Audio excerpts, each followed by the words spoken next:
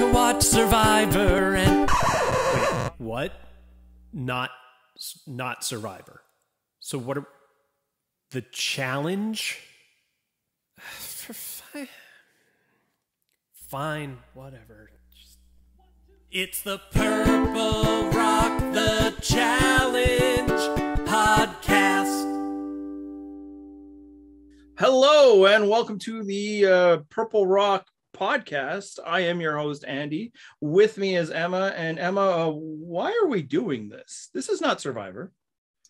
Well, there are survivors on it, and frankly, we are bored.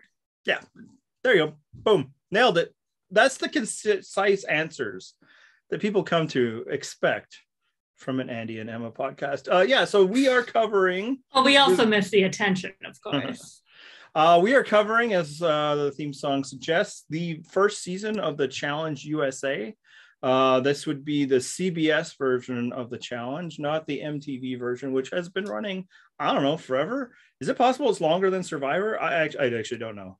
I think if we include Real World Road Rules challenge in that, then I think yes. Because I remember that existing. Like, we didn't have cable, but like being at my grandma's house and my brother kind of watching it and stuff. And we got cable in 2001. So there's not that much of a overlap for it to not have been before Survivor.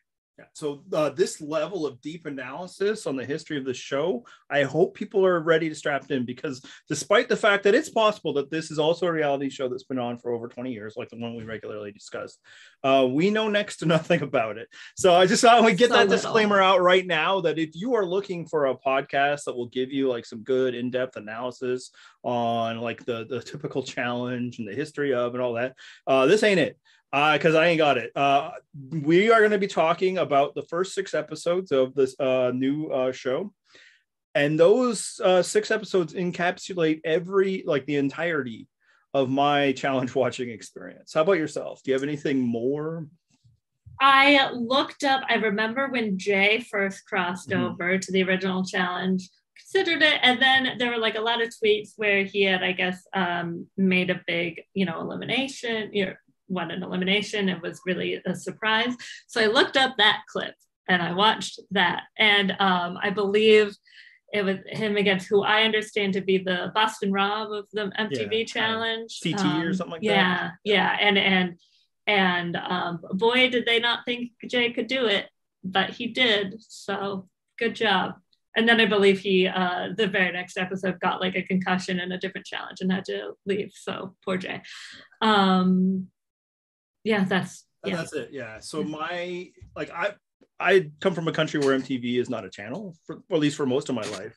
I don't think I knew that. That's wild. Think of it. Yeah, we had our own one back when both channels were more about playing music. Much music. Yeah. I don't think that exists anymore. I don't know for sure. There eventually was an MTV Canada, but that was like deep cable provider action. Like you have to be just an insane deviant to have that on your cable network. So I mean, other than like the week or so they tried to preview it. So I for most of its history, no idea if I even had access to it. It's possible that maybe some Canadian channel picked it up, but I've never watched it at all. The CT of it all is just kind of out there in pop culture. I think I had a basic understanding that it is a show where people compete in physical challenges and also hook up a bunch. Like, that was kind of my perspective, but I don't know. So we will not be kind of talking about how this compares to the past or ever. What this is 2 longtime Survivor fans talking about it completely from a Survivor perspective. And the second disclaimer is of that, and there was a lot of Survivors on this season. I didn't count up how many, but I don't know, it's like 8 or something. 6 to 8, something like that. We're mostly just interested in one of them. This is not, as you said, this is not the first time that Survivors have been on the challenge. And yeah, when it was Jay and I heard he was doing well, I was a little tempted, but also didn't know if I could watch it. There were some other people, frankly, when this season started, they were all like, look at all these Survivors.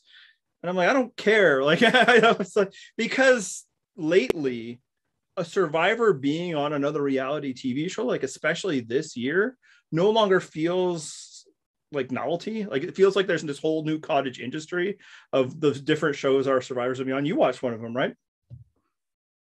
With Malcolm and Earl. Like, wow, I don't remember what you're talking about. I was like, I watched Wendell's HGTV show because I was trying to learn how to become more organized. I watched Boston Rob help his parents get a new pizza oven.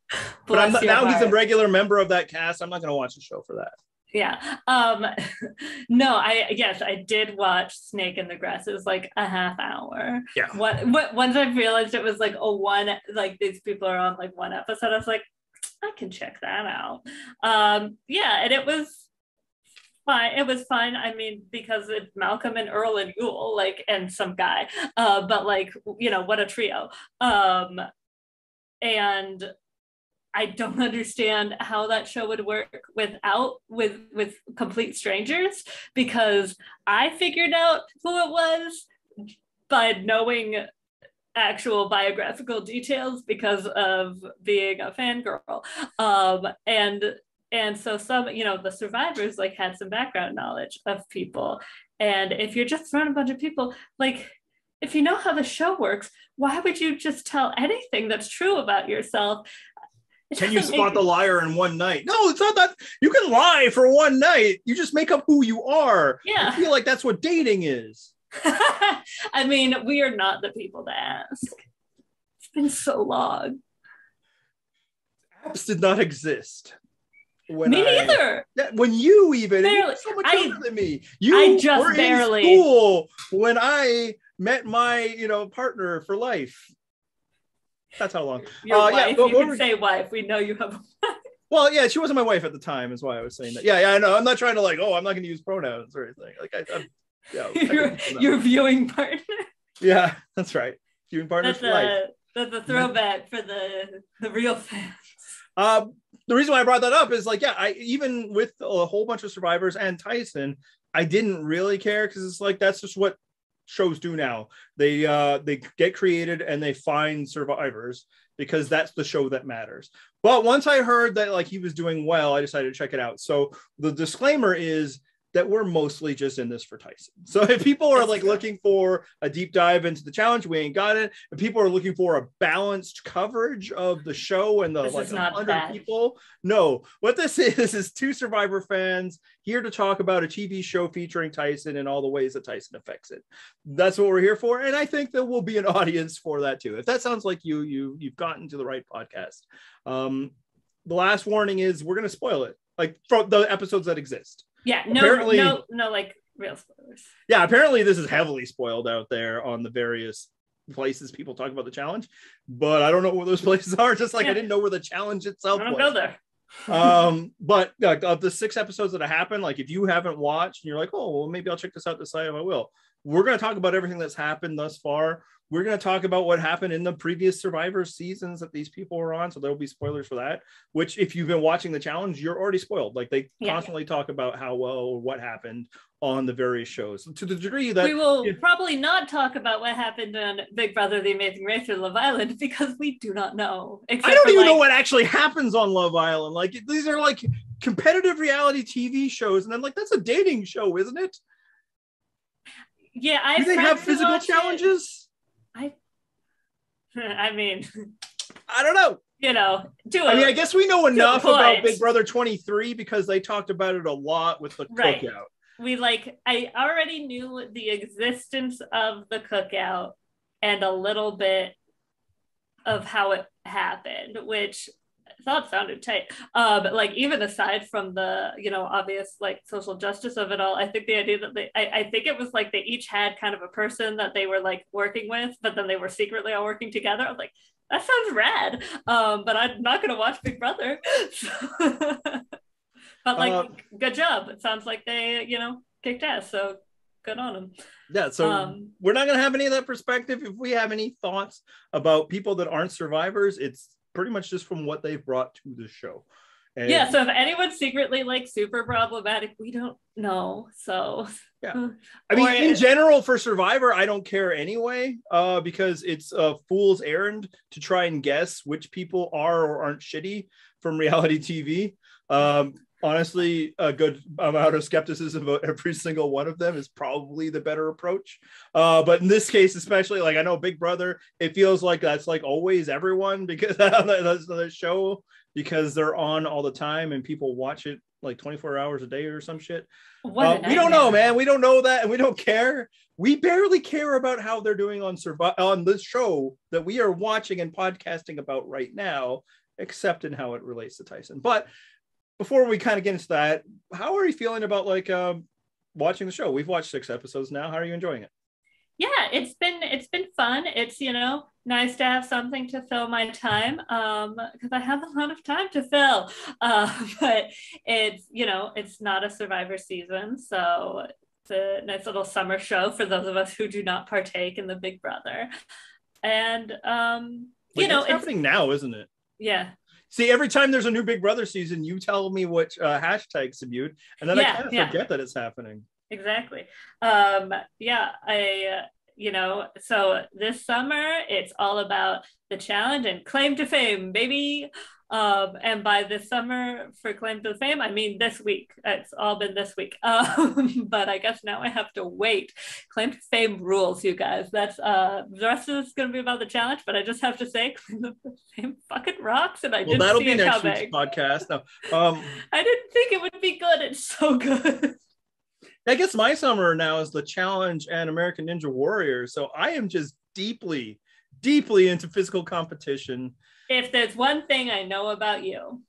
Yeah. One thing we probably should get on the way now. Yeah, we're podcasting about it now. Do not expect the podcast next week. We're not suddenly going to be providing weekly coverage of the show, because what would that be? We just admitted we know nothing. And if you follow our podcast regularly, we hardly ever talk about challenges in Survivor. And this is the challenge. Like, that's what this show is. So I don't know how we'd cover it weekly, but we might do it again. I'll say, yeah, I'm taking maybe it like too. a post finale or something. Something. Now, if Tyson were to be eliminated, like in the next little bit, I can't promise I will keep watching the show. So that's like, I can't even say that. Oh, I might, because there might be nothing else for me to do. But otherwise, I suspect I'd watch the next week, right? Yeah, because I am into it enough.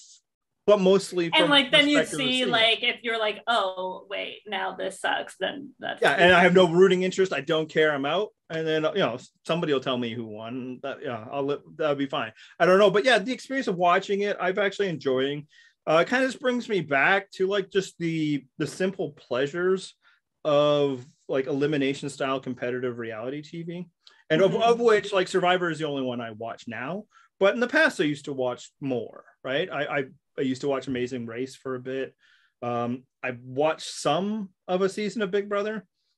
Oh. I took off for like 3 weeks while it was still on. Like, I watched the beginning of Big Brother 2. Oh, right, because you have opinions on Dr. Will. Because no one else, I believe, on our staff has like seen an episode, I don't think. Yeah. So now that's probably 21 years ago now too. Yeah, I start, and then I went away for a month, and I came back, and that show was still fucking on, man. I mean, I guess like it. I mean, that's true of a lot of shows. It's true, but like it's outside supposed to be a summer show, and what's important is like that's 3 to 4 times a week or something. Like that's true. That's a lot. Yeah, I used to watch that. We used to watch both you and I, not at the same time. We didn't know each other. America's Next Top Model, which is a disgustingly toxic show. Want to hear something disgustingly toxic? Yeah. So I sort of have been slowly rewatching it because I watch it while I exercise, which sounds even more toxic than it really is. I'm not looking to talk. It's not for Thinspo or anything. It's just like, I know there's a lot of these and I can have it on and I don't have to pay like that much attention. But oh boy, looking back at it with modern eyes is rough. I just started cycle 7, our girl Carrie D. There's and early on their first like real photo shoot, Mr. J is like, oh, this is our most controversial shoot ever because is that the blackface one? No, they did. Okay, sorry. Exactly, because it was like model stereotypes. So like 3 of the shots actually are kind of controversial. It was like bulimic or like drug addict or anorexic, but some of them were just like a diva. But I was like, Jay, like 3 seasons ago, you had people in different ethnicities. And also you put a girl whose like childhood friend had died into a grave. And that wasn't an accident by any sense. That show is deep trash. But what I was getting at is the simple pleasures of it is somebody goes away every week. Like just the structure of the formatting of elimination adds like just an addictive interest quality. Let's see who it's also true claim to fame. There you go. And in this case, like most every week, by the time when you get to the end, I don't really care who's going home, but at parts of the episode, I care that Tyson is not going home. And that draws interest. So yeah, I'm like excited to watch it every week. Kind of the pattern is I watched the first episode after like I think 4 weeks had gone by, and enough tweets have been out there from like Tyson because he shares everything. And I was like, okay, actually this seems like it's fun because he's doing well. And I watched the first episode. He did well. He won the first challenge, but they're introducing like the cast of like 45 people or something. And it's like, but every time he's not on the screen, which for that, because they introduced so many people, it was a lot. I'm like, I don't care. My other observations were like the Love Island people are completely frivolous and just the worst. And is that not what you expected though? Yes, of course. They're playing the type, and to be fair to them, the show was very interested in portraying them that way. But I was like, I think I might watch another one. And after the second episode, I was in, and that's when I told you guys that, and you started watching. I think Mark did as well. John like for 15 minutes and he was out. But yeah, like that's kind of where I was at. John has no attention span. No, he'd already forgotten anything that he might have seen. But that's kind of where I was at. Now I'm like, yeah, I'm really into it. It's fun enough. It does have the typical problems that like other reality shows have that makes me appreciate how spoiled we are over Survivor, in that even though it's 42 minutes, not a whole lot happens, right? Like they waste so much time on nothing things, even if, especially, and this is like almost every other reality TV show besides Survivor, big cliffhanger heading into commercial, and then we come back and replay it again. Like that's precious, like 20 seconds in like 3 different breaks. Meanwhile, Survivor doesn't have time for its own theme song anymore, you know? And you know what? Survivor fans don't talk enough about how outside of like an episode that has 2 tribal councils, that Jeff says, I'll read the votes, and he reads the votes. Yeah. There's none of that like Ryan Seacrest, like, and then right after I'm back for the most shocking elimination ever. Yeah, like that's another show I used to watch. American Idol? Yeah. Well, didn't we all? I mean, yours is surprising because you're Canadian. Did you not watch Canadian Idol? Never. I think I'd stopped watching American Idol by the time Canadian Idol existed. Although the winner of Canadian Idol 1 is from my city. And she came to the CD store that I worked at while we were playing her album. Like she was just shopping, and it was like this thrill. It was really nice for her. And meanwhile, like probably like 5 minutes before she walked in, I'm like, man, this is awful. You know, like let's almost turn it up. Like because we just received the CD. We weren't like a fun, like cool record store. We had to play like the hits. Yeah. But anyway, I'm sure though that was a nice moment. I bet it was really exciting because I don't think she ever had a second album. No. When did you stop watching Idol? Do you remember? Like way before Carrie Underwood or Fantasia or anything. So I watched Fantasia was season 3. You know what? Maybe I just watched season 2 because I did watch Kelly. You were all about that Clay Aiken. I mean, I was a big Ruben guy. I'm like, were you sorry for 2004? What's that? I said, but were you sorry for 2004? That was his song. His song is called. Oh yeah, you know what? Maybe like I was into it, like the competition. I'm like, oh, these kids are fun. And then I think maybe once I heard the songs that came out of it, because again, in that I had to listen to both albums, Clay and Ruben. Right. Like, these are fucking terrible, and I was good. That was it. Yeah. Kelly Clarkson notwithstanding. No, I mean, well, her first album was meh. Her second album we played all the time, and I didn't object. I mean, I went to a high school formal that played Since You've Been Gone 3 times. Respect. What was also interesting is like, I mean, I think that song came out like it was like a couple years old already by then. So it was timeless. But you know, it's, I mean, the girls got bops. What can I say? Yeah. So yeah, just like that sort of thing, and like the time wasted on the stupid algorithm, which we'll talk about later. Oh my God. And like even just, and this was especially difficult with the first episode. And again, this is where like not having watched a challenge, maybe this is what the show is. I bet it is, since it is a show structured around like 2 challenges per episode and not much else.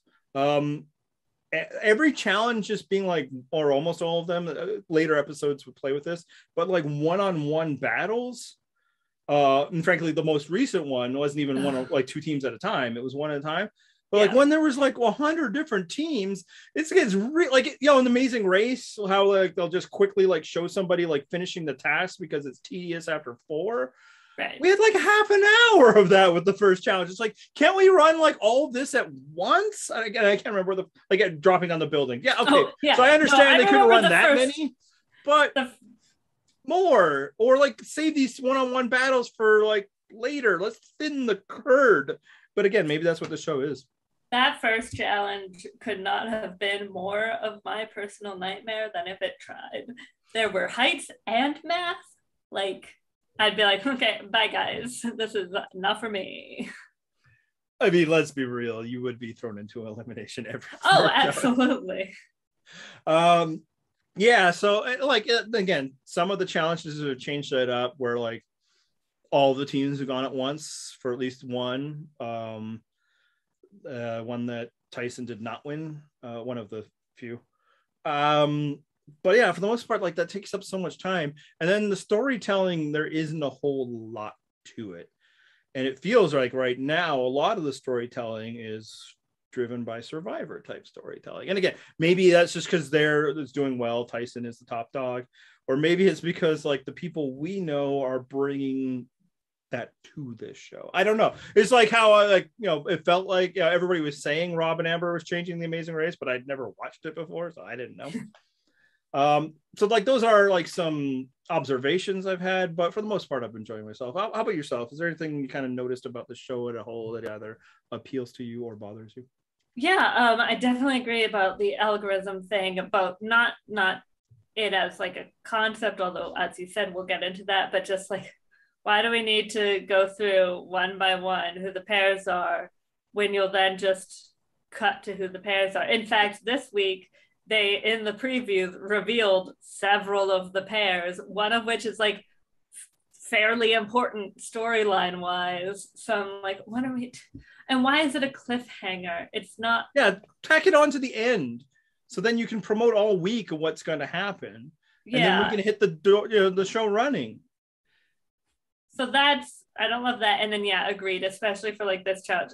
I don't, the heats aren't great, but it's even worse, I think, when it's individual, because they don't give you the context. Like it's timed, but they're not telling you how long people took. Yes. So I'm like, I have like, so when like, say it was like Leo and Kayla, and like Leo was like, I think we did like pretty well. I have no idea if that's true or if they're like clowning on him. And because they clown on him a lot. Yes. I'm just like, I don't know. And I'd like to know. Yeah. Whereas, teams are running the same time. Obviously, and Survivor does this all the time. There's editing to make it look closer than it is. But you at least have some sense of scale, right? Right. I mean, like just, last week was Tyson's super epic performance of winning the swimming challenge while dragging Cachet by her back. Seeing him surpass Danny and having Danny react to that adds to the enjoyment, because you're like seeing how someone is coming back when they were in last and stuff like that. So now I think like I already like that was my favorite moment of the show up until now because of how amazing it was.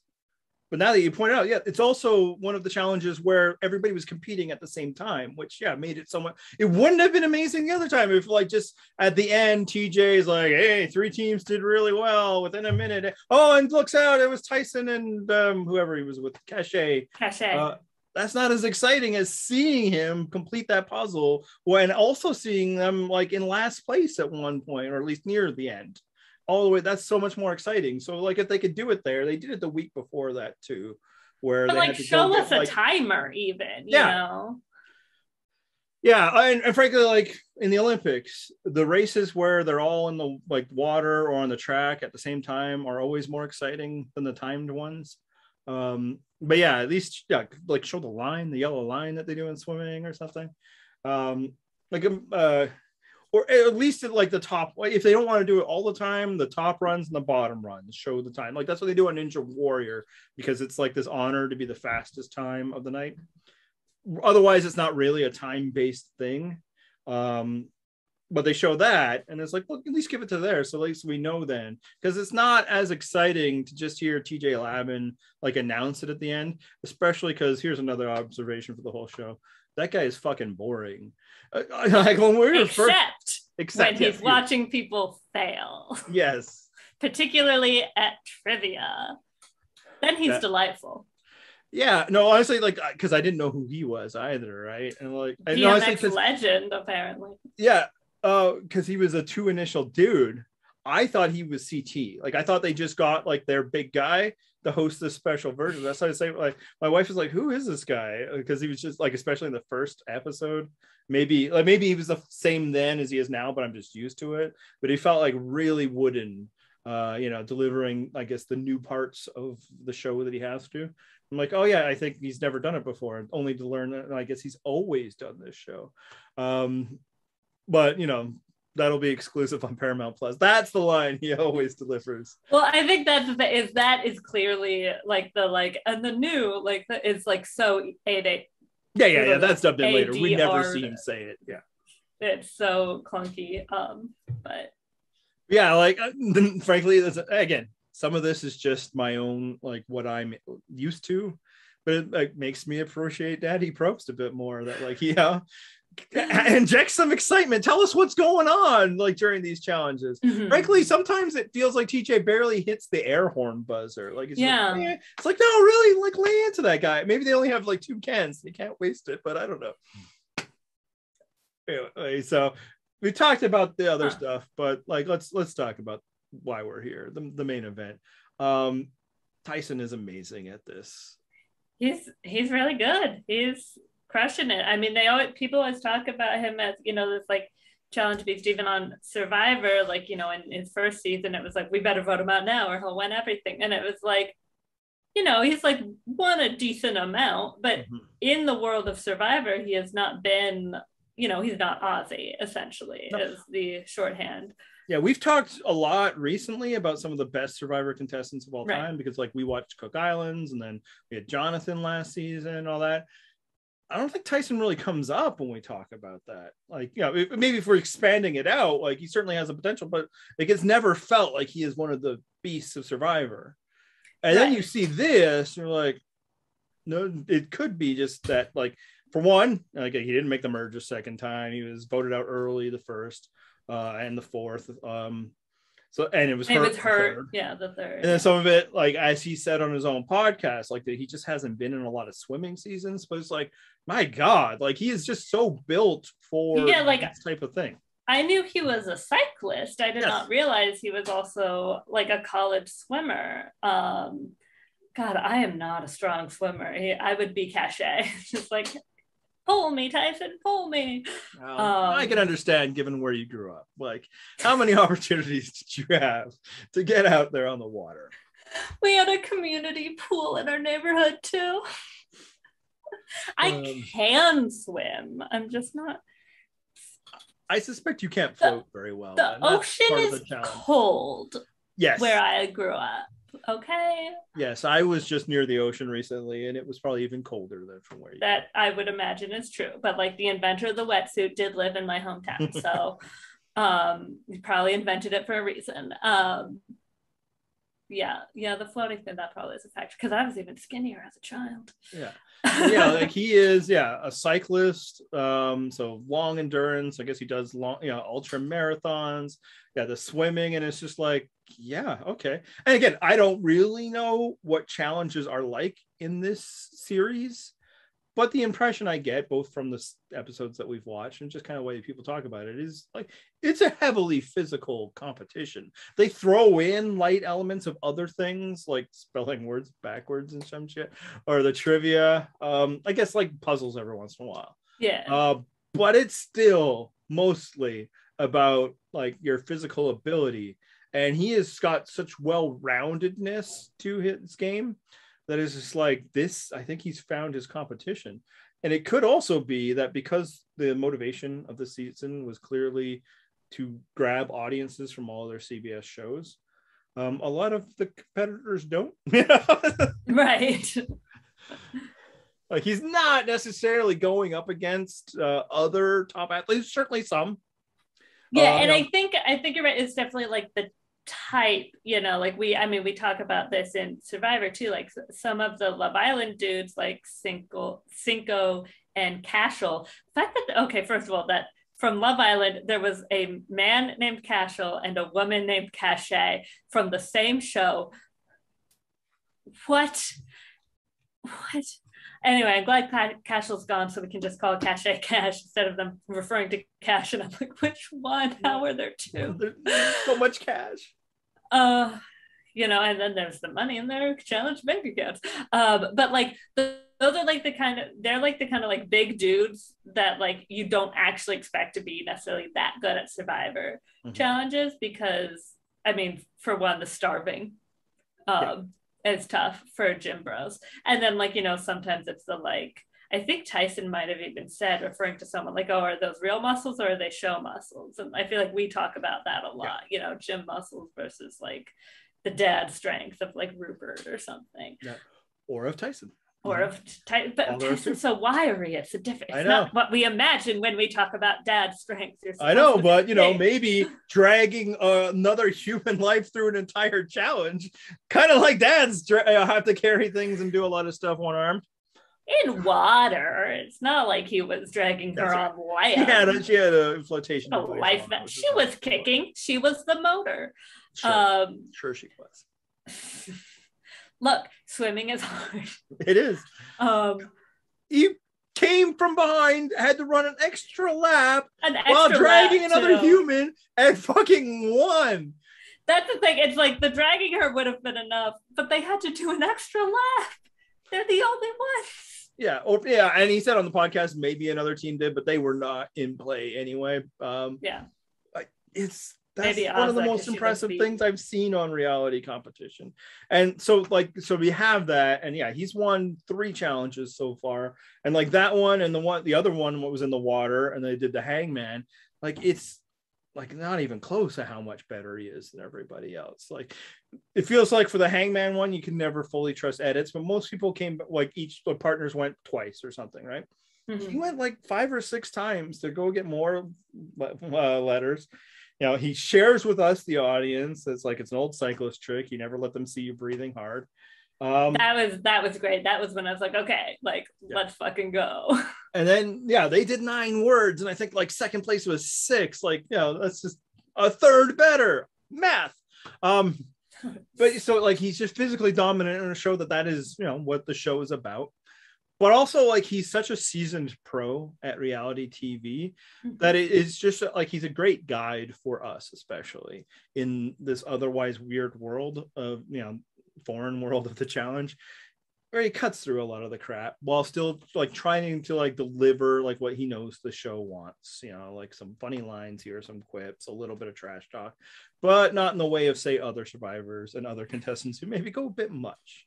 Yeah, Tyson really does hit that like Venn diagram of like, especially now, I think as he's aged, you shared with me a tweet that we both identified with a lot. That was so his username was like Mrs. Childry, that it was like Tyson on Survivor 18. I'm not really feeling this guy at all.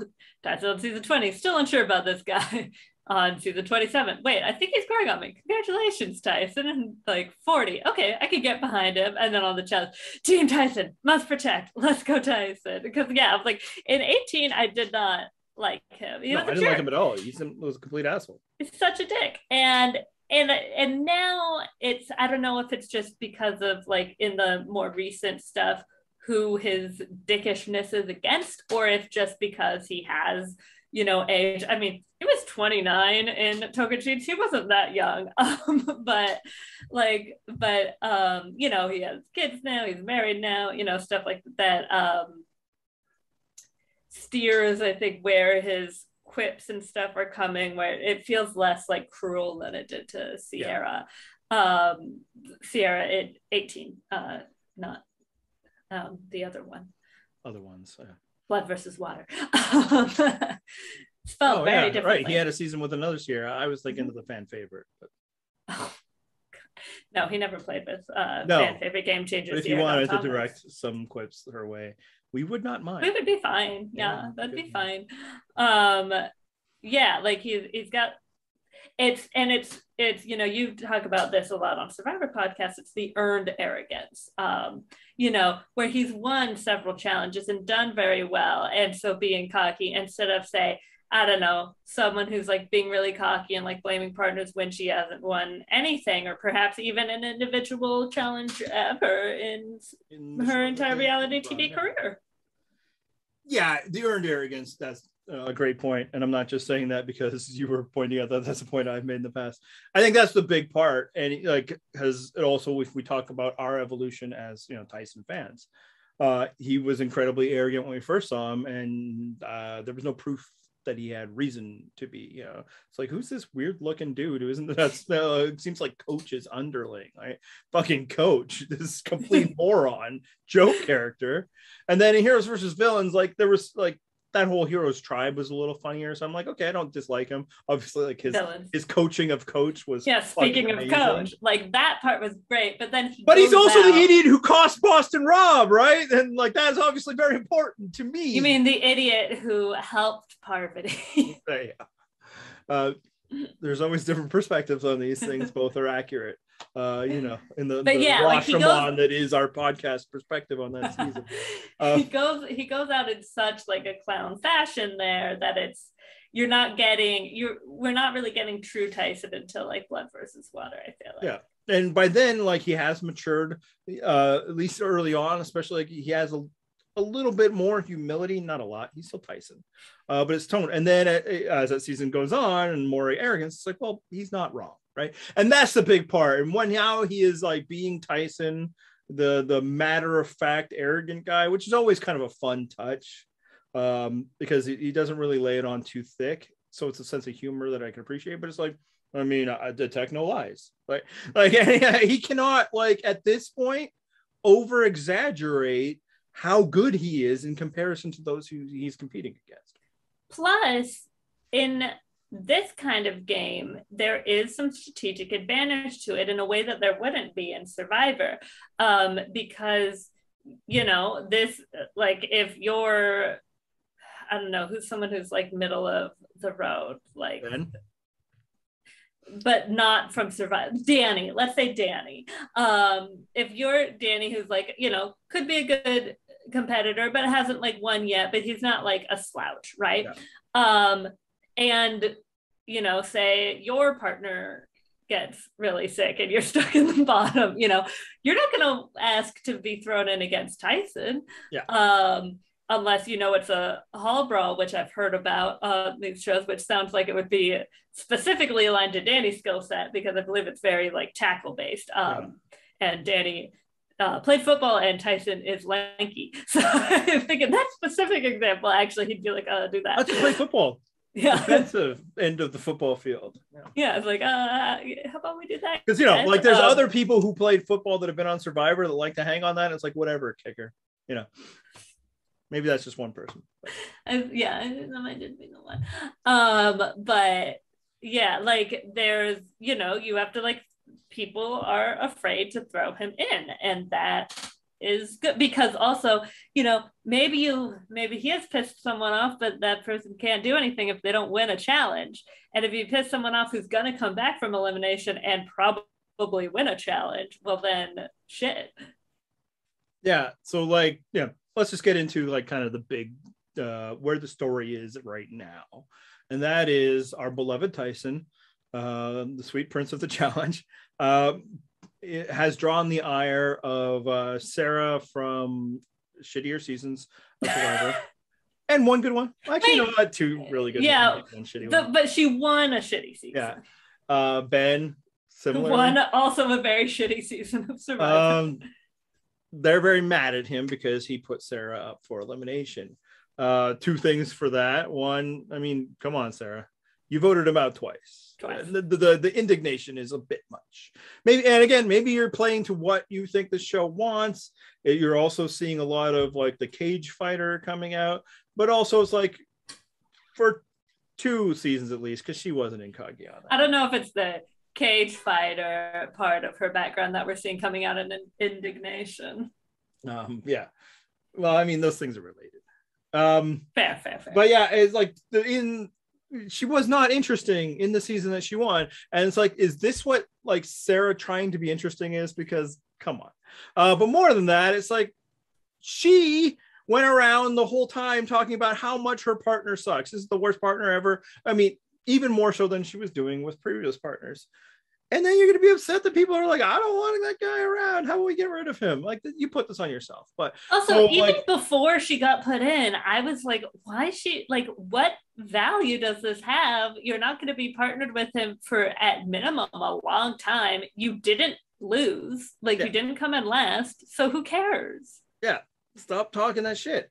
But yeah, so now there's a big feud, and Sarah and Ben are vowing revenge. Tyson, you stepped in it now, just like you always screw up in Survivor. You only won once out of 4 times. What the fuck kind of trash talk is that? You are only one of 40 people in the history of the world to win this show. You suck. Whereas me, I've won 1 out of 3 times, so I'm amazing. I think in Sarah's mind, she actually won 40. I don't know. So yeah, so there's all that, and it's like, but what are they going to do? Like, the show is trying to get us to worry, like Tyson is in trouble because of Sarah and Ben, and it's like they have to win in order to do something to him. This is not Survivor, and that's why, yeah, like he can be his full final form of Tyson as long as he keeps winning. You know, it's like, oh, he's putting a big target on himself. So what? That big target also acts like a shield, because like, say this week, he's vulnerable. His teammate is sick. If Desi and David had put him and Kira in the challenge up against, who was it? Enzo and his partner. And Justine. Do you think Tyson would have lost that challenge? I mean, how sick is Kira still at this point? Because it does sound like they weren't allowed, you know, he wasn't allowed to like take 3 tires off. Yeah. And he couldn't even like take them off and hand them to her. Right. Yeah. Poor Shannon is like a foot shorter than the stag, but you know, go for it. But yeah, so, you know, it's possible, but it's also, you know, we've seen what he could do, and it's possible that he's not, you know, I mean, if Kira's like fully dehydrated from like puking her guts out, then like maybe she can't lift a single tire over her head, you know, I don't know. But obviously that's pretty extenuating circumstances. Yeah, I think she would have not done as much as Justine, and I actually think that's true if she was at full health too. Justine has struck me as somebody who's better at this than she. Yes. But Enzo was not, and Tyson's an endurance athlete. Like, I like his chances of winning this one. And that's the whole point. So it's like, I'm going to put you in a challenge if in the off chance that either Sarah or I, or fucking Leo, who's decided to attach himself to this feud. Fear Leo, Tyson. And it's like, okay, then all you're doing is eliminating somebody else. Like, nobody else is going to get behind the plan of, yes, you guys should put Tyson in the thing that could eliminate us from this game. So like, and Tyson is, you know, behaving in that way. Like, what are you going to do? Now we should also add at this point that in addition to watching the show, we are listening to Tyson's podcast every week, which is what's given us any kind of perspective of how some of the show works. Because you pointed out, the show isn't very good at explaining its own details. Like when both his group and Enzo's group failed, I'm like, so what does that mean? I don't know what that means. Yeah, I was like, could have told us. Because when Tyson was because like as I was watching that challenge, right, like I see Sarah and Ben have to go a second time because of the math, and I'm like, yeah, because like I'm like, that's good to know. You've got them paired together. We could have them automatically in the elimination, like, yes. And I was like, at the very least, they're not winning.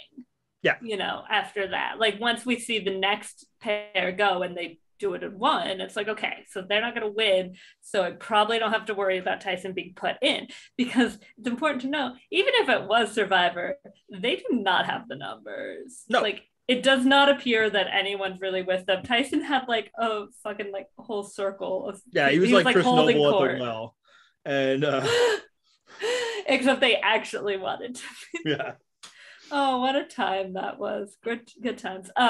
Yeah, whereas like even Leah was like, yeah, like me and Ben and Sarah and Kayla are the good guys. And I was like, I'm not even really sure that you have Kayla. Like she's just on your show and you happen to be paired together this time, but like she was the one who told Tyson that Ben was after him. Yeah, she's been his partner before. Yeah, so I don't. And even more, she just might be like, just me out of it. I don't need to make that kind of enemy. Yeah. Yeah, that was funny. Like they've got no one's on their side.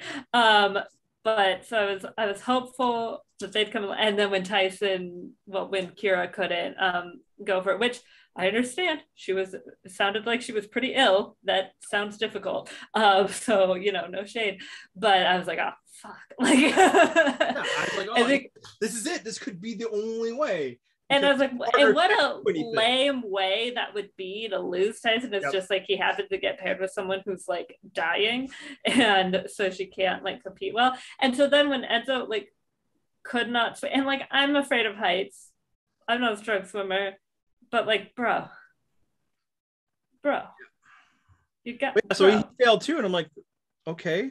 Yeah, then it's like, do they fight for it? Like, and it's just like, again, maybe people who watch the show know, although Tyson podcast is like, we don't really know. They just seem to tell you after the fact. Yeah. And I should note here, like, I am the big proponent of like exit interviews are not canon. We don't need to believe them. That is not going to be the case with Tyson's podcast, even though like it is the ultimate exit interview. He gets to tell every story from his perspective. His is the only perspective I give a shit about. So I'll constantly cite it, and I don't care about the bias. Maybe Sarah's out there on another podcast that has probably been deplatformed by a lot of yeah, I was gonna say, I was like, I don't know if we want to know what.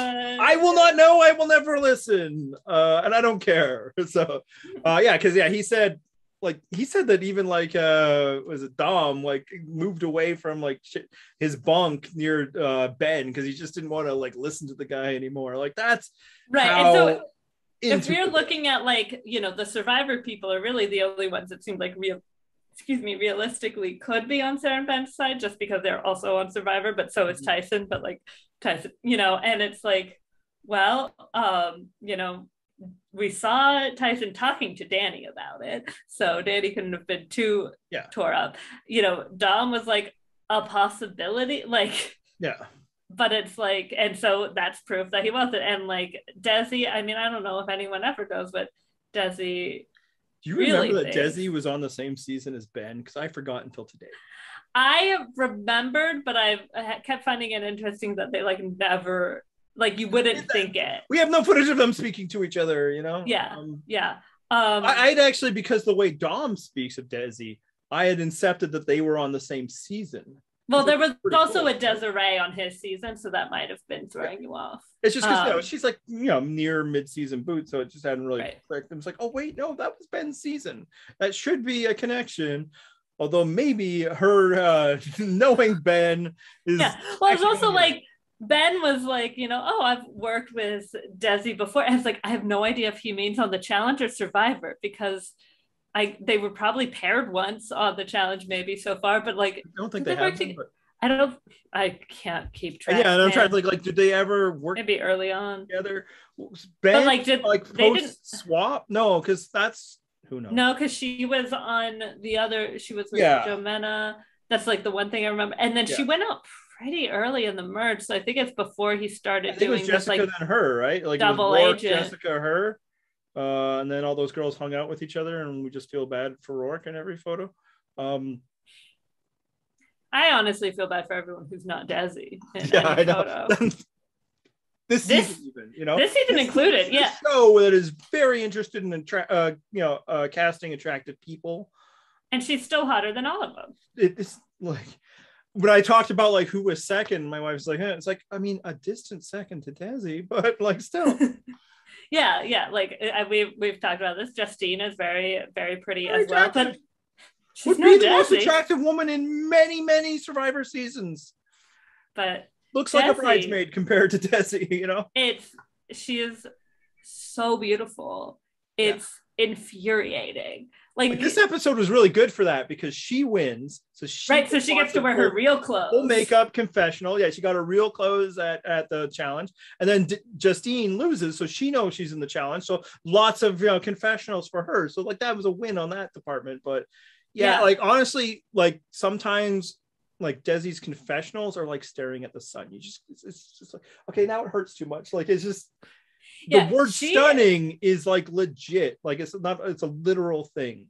She and David being paired together, like that is a couple of good looking people. Like David hadn't really appeared much until when he was in elimination. I didn't know who he was on the show until that elimination. And I was like, there's a David? Oh, okay. Yeah, I mean, it helped. I see you. Yeah, I mean, it also helped that he took out Xavier, who I think was a more attractive man. So then it's like, okay, oh no, there's still. I mean, there's a lot, you know. I mean, my challenge crush this season is Derek X, who we just lost, and I just think he's the cutest boy. Like that's the thing, you know. Like LJ said, there's cute and hot, but sometimes I just want cute, and he's just so cute. Yeah, and just like so nobody thinks like nobody wants to hear middle-aged guy just talking about this woman's attractiveness. Frankly, once an episode, my wife is just like, God damn! Like when Desi is on screen. Where I was watching it, and like my husband walks by, and he's like, "Wait, like, what is that?" I was like, "I know."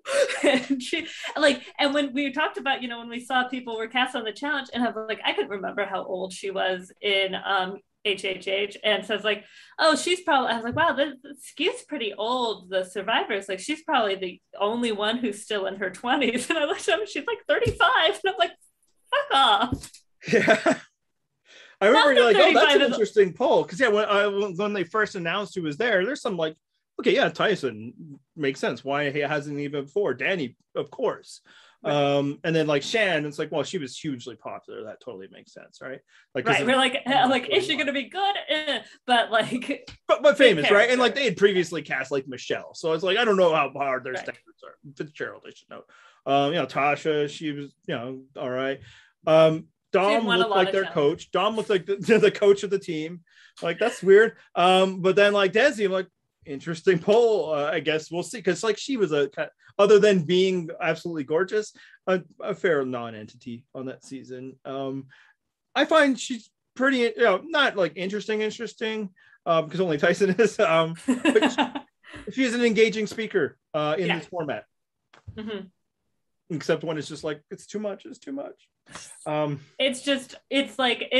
understand that she did beauty pageants, and that makes sense because that would be sacrilege to not. That's simply a waste. It's like being 7 feet tall and not playing some basketball, right? Like, what are we doing? Yeah, and I think she's done TV hosting since. Which again, that face should be on camera at all times. Yes. Find all the ways to be professionally gorgeous, because that's what you have. Again, she's also a doctor, so I'm not saying that. Yeah, which is just like, come on. Enough already. Yeah. Stop. That's like, I went to high school with this girl who she was our valedictorian, and she was MVP for varsity basketball all 4 years. She might still have our school's scoring record, but she certainly did when we were attended. She was a two-sport athlete. She was president of NHS and JSA. She was on homecoming court, and she was nice. It was like, okay, stop. No, disgusting. People should have one, maybe two things. Yeah, like one big thing, and then like, hey, if you squint, you got that other thing. Yeah, I'm still working on one of those. Really one. I'm funny. Yeah. and ultra competitive when other person is the funny one, and then it becomes like this thing like, no, that's my thing. Yeah, get out of here. We're all the Chandler. So we diverged. We were talking about the Tyson, and this podcast is chaos. I don't know why anybody's listening. We don't have no proof. No, we're just here to have a good time, man. We're vibing. We're talking about Top Model. We're talking about Idol. Again, I don't know that the show allows for deep analysis, and if it does, we are not the people to give it. But so yeah, I'm not really particularly afraid of the threat posed by Ben and Sarah. I was afraid for Tyson, not because of Ben and Sarah, but because his partner could not compete in a challenge type deal. But I am entertained by it. Like, I'm here for it because it's a very easy rooting type thing, because I really like Tyson and I dislike Ben and Sarah. So like before this episode even started, I was like chanting in chat with you, Ben and Sarah, Ben and Sarah, Ben and Sarah, because it was just this perfect opportunity to just get rid of both of them. I am bummed that we lost out on that chance. I know that was actually this podcast would be so much more jubilant if that had been gone. We would actually be talking about the details of the show if that had happened. Instead, though, for a show that isn't doing a lot of other storytelling, like it's doing some, like they hammered early on the cookout type stuff and the fallout with Alyssa and Derek X. Yeah, which I guess he's called DX by fans. Oh yeah, I think he's X, because I think there was another. Well, Xavier was X, right? Oh, is that why there was another? And there was another Derek. Yeah. And so then he's Derek X, and then I'm sure that's just, I can see how that becomes DX. I gotta say, he does not strike me as someone who would get a DX nickname. You know what he does strike me as? Just the cutest boy. He's an attractive guy. It's funny because you were talking about this really attractive guy, Asian guy on the episode, because we didn't know any of them. We didn't know his name. It was before Brad we started like, watching. It's a literal hate crime that you're not sharing pictures with us. No, we did. You shared some, and it's like, I guess he's kind of cute. And then I shared like the promo shot, the glory one. Is like, okay, now I see it. And that's what I had seen first. I was like, all I'd seen was like cast announcement. I was like, oh hi. Yeah, no, they other than Tuesday Live, and they like attractive people and made them look attractive. I'll cop. I didn't actually recognize Shan for the first little bit of the season because her hair is different than we last saw, and she's completely depleted by not eating food. Right, she's not dressed as Luigi. Yeah, there you go. But anyway, I'm entertained, and what we now know is this is at least a 4-episode arc of the the Tyson versus the evil empire of Ben and Sarah.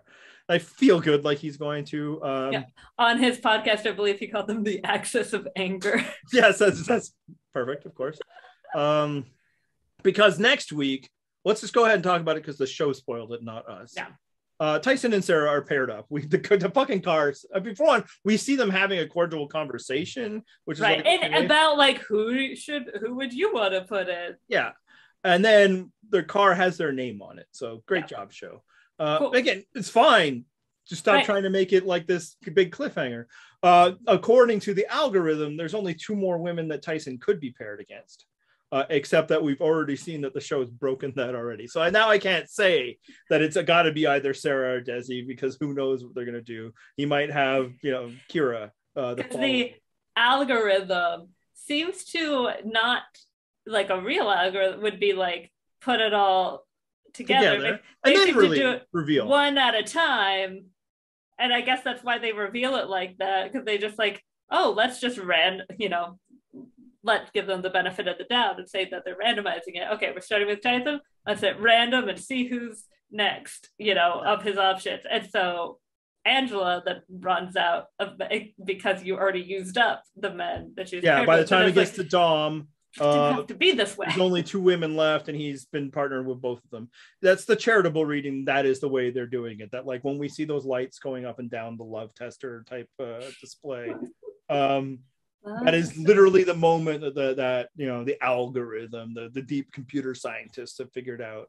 Whereas, the smart way to do it, again, they're doing it on the spot because they don't know who was eliminated, but reminder to everybody that the stuff you see on reality TV is not necessarily happening as quickly as you think it might be. Like there might be a good 20 minutes after the challenge by the time it's like a time for the algorithm, which really looks like it's 3 or 4 in the morning. Like those people are freezing, it's pitch black.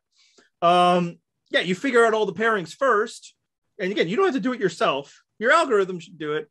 And then, it's just about the reveal. So that way it would have been easy to not pair Angela and Dom because both of them had at least 3 other options left in the game. Dom had 4. So that's just silly. Yeah. So we know that Sarah and Tyson are together next week, which means that we will not have a resolution to this for at least 2 more weeks. So so it started last week with Tyson agreeing to put Sarah in. This week we had all the anger and then really not much of anything. Next week they're not going to be in the elimination. I'm going to feel comfortable saying. And even if Sarah they were like enough to win, she is not like necessarily an albatross to her team. Right. And that's the thing. You either got to win or not. Tyson has won with albatrosses, right? There's just a limit. Frankly, he might have been able to win this one if he could have been with his partner. But because it was 2 solo elements, there wasn't much else he could do. He couldn't even really catch her, although he wasn't trying the way the others, because she never got any height. She was just sneaking down. At least 2 more weeks of this. What it leads to like potential various satisfying outcomes for us. One, he gets them both eliminated by winning challenges and putting them in, which would be satisfying and showing them like this is why you shouldn't go around talking shit and biting turkey legs when you're doing this with somebody who has so much more power than you. But honestly, another outcome I think might even be more satisfying is he never puts them up. Because who fucking cares? And when we get to if they never win a daily, and they just have to meekly watch as he goes and competes while they have no fucking money. They will not qualify for TJ's final. TJ's final, no one else. Whatever the fuck that is. How many people go in? What are you hoping to get out of this? What are the outcomes there? Oh, I think that, or if like them somehow one of them coming in last and Tyson just being like fuck it, like volunteers like I'll take them by myself and then demolishes them with a partner who's not that good. That would be satisfying, but I also would have been like, no, Tyson, don't do that to yourself, because I could not live with the alternative that it backfires. And I cannot sit here in good conscience as a Survivor fan and say a Tyson plan could never backfire. That honestly does not get talked about enough as one of the worst moments. So bad in the history of the show. But it gets overshadowed from a move that very season, but it's worse than that because there was no reason to do it. Anyway, we'll get sidetracked if we let ourselves. But yeah, it's just like because I'd love to see Sarah and Ben fail. It's honestly, in some ways, it's great to see Sarah like this, as opposed to like in 40 when she was playing what felt to be a very excellent game and we had to praise her for it. I prefer the true colors more so that we could just be like, fuck Sarah. But at the same time, I also like the idea of just never giving them validation. That whole, you're going to regret it. I'm going to think night and day about how to get my revenge. And Tyson just being like, I don't think of you at all. The Don Draper moment would also kind of be satisfying. The problem with that is then they stay in the show longer. Right. That is the issue. And that's why this episode was such a waste. I suppose another thing is, one of them they were paired together and I lost my cute boy. Yeah. I suppose one of them ends in the challenge and Tyson, actually that could be really satisfying is like Sarah and a partner finish last. And then Tyson wins and puts Ben. Oh, and they have to go, and then Ben probably throws it. Yeah, that'd be amazing. And then his partner's like, what the fuck? It's like, this is what I do. It brought me so much goodwill amongst Sarah. I don't know if Ben really turned around the elements of the fan community that weren't already pro-Ben with his selfless move in Survivor 40. Might as well talk about the other people from Survivor that were on the show, because while Tyson is the thing we are mostly interested in, it's number one. A gap, maybe, you know, seeing Desi might be two, but right near there is something with our beloved Danny, our other favorite moment per episode. And what's that? Danny, who was already like a pretty likable guy in 41. Sweet, chill dude. Yeah, he just seems like a good dude. Like, he's not so much that it's like, oh, I'm a super fan of Danny, but I was like, oh, Danny's back, cool, good for him. And then comes his confessionals, and every single episode he mentions his beloved wife Kiki, and what Kiki would think and how Kiki would feel and what Kiki will do to him if he fails, and always by name. And it's, neither of us drink, but if we did, it's the ultimate drinking game. Well, although, you know, you're only going to get at most two, because he's just not getting that many confessionals, but you know, that's a full shot right there. Or like what do people do, that you keep drinking till it's done situation? I don't know. We don't do this. We know less about that than the challenge. Yeah. But it's just, it was like the first time I was like, huh, that's funny, because it's like, oh, if I die, she'll like kill me again or whatever. Like, but the first was like, before I came on, my wife Kiki. Oh yeah, she's like, whatever I do, don't trust Shan. Don't trust Shan. And then he mentioned her again the next one. It's the rape gag, you know, mentioned her again the next one. And then it's like, oh, this is a bit, okay. Like, and the thing is, I don't think it's a bit from him.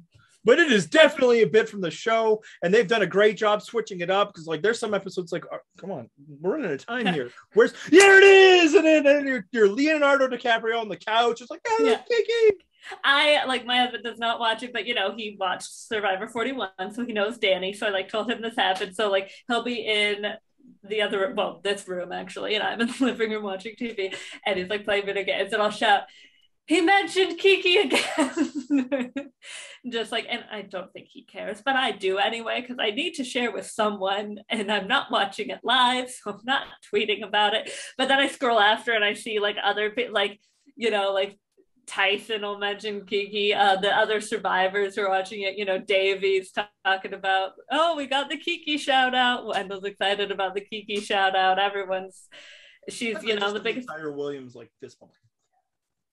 Yeah, it's he's beautiful. Got more play than some of the women still on this show. Like, I feel like her name has been mentioned more than, say, like Kyra's. Yeah, I think that's probably true. Or Shannon up until this, like, had been, you know, up until this point. Because frankly, like, Shannon's gotten two stories from what I recall. First episode, just didn't want to be there at all, completely washed out until, and we should talk about this. This is great. Because it was only in the first episode. They have the party. And now, like, this girl who is like totally in over her head, and this, you know, it's like, oh, we have parties. And now it's like, oh, it's game time. It's on now, motherfuckers. Like, that was like the whole like Love Island people, like clearly like, oh my God, we're competing. We're like on top of buildings, all this. I don't know about this, but oh, they're gonna feed us drinks and we dance. This I know. Watch out. And she's all like, oh, and then it was on. I'm just shaking my, you know. She might have said ass, I don't know. And it's just like, it's especially because like in game at that point, she's just like completely like washed out. Like, who is this person? And then in like confessionals, so much makeup, so many features, everything. And it's just like that was the moment. Like, this is hilarious because yeah, the Love Island girls are just so excited. This is it. The game is on now because we went to a bar. And then you see the survivors, and they're all who are all old. Yeah, other than like Tasha, who like I think her one line this entire season was, oh, "We actually get parties. I can get behind this." Survivor, we didn't get nothing. They're all just sitting up. Even then, she was just like, "It's nice to be supplied with food." Yeah, and I think she was like probably, and then she's like, "Oh no, this isn't for me." Let's the Love Island, people. Although I think it might be mostly the women. I don't know. We've only gotten it once. The survivors are all like just posted up in the booth, just like the nursing. Survivors are. I am 30 to 40 years old. I just want to go to bed, and it's fantastic because from what I gather, this is a normal feature of this series of the which the makes sense on MTV. Yeah, And this is a young person show, and I guess there's a lot of hookups, and it's very interesting because it's like the same people every year just keep coming back. So it's a lot of it's Love Island stuff where everybody in the first couple episodes especially is like, oh, this person was my ex, this person was my ex. It's like, isn't everybody an ex on that show? Isn't that kind of the whole purpose? You're with somebody and then you're not. I don't know. I think it's maybe, I have a friend who watches and tweets about it sometimes. I think maybe they're considered the ex or like the people they left the island with, and so then they like actually dated. And like then, a Married by America type situation. But without the marriage part, which I actually freaking watched. The 2000s was a dark time. There wasn't a lot of TV. Like Batman did not exist. Like this is the thing. Like people were talking like X-Men was revolutionary TV. So I watched Joe Millionaire. But did you watch the new Joe Millionaire? No, of course not. I'm a deviant. Gotta stop being deviant, like that, man. That's me. But yeah, so like they do the party, and it was just so hilarious, the contrast. And if you listen to Tyson's podcast, apparently they make them do the party every week. You have the big challenge, and then there's a party, and then the next night is the showdown. It says maybe once they didn't have one because like weather pushed the scheduling, and they've never shown it since. And this is clearly because the old head survivor, and I think maybe even a little bit the big brother, like at least kind of like strategically valued, even though they're young people. And some of the big brother people are old, like Enzo's like Enzo, old. Obviously, yeah. And Angela, like she's not old, but I imagine she's at least in her 30s. Yeah. And you got the Amazing Racers, they're old. They've made the bar scenes just so fucking boring that it never makes the episode. And congratulations, like. It's like Survivor not knowing what kind of show it was. It's like the challenge thought it was this, but you cast these people and now it's this, and that's hilarious. So yeah, Danny and Kiki is just a delight. I hope he makes it all the way to the end so that we never miss out on that moment. Let's talk about Shan. She was the first one eliminated. She was, I'd say, next to from Survivor. From Survivor, yes. Actually, no, Tasha, I guess, was eliminated before her. Tasha? Yeah, Tasha. I forget that Tasha's on this show if I wasn't Tasha. Tasha. You're so Canadian. That's how we say it here, Tasha and Gord. Okay. So Shan, I actually in 41 was a fan of, at a certain point in the game, I started being Shan like, fan? She was a Shan fan, yeah. Very nice.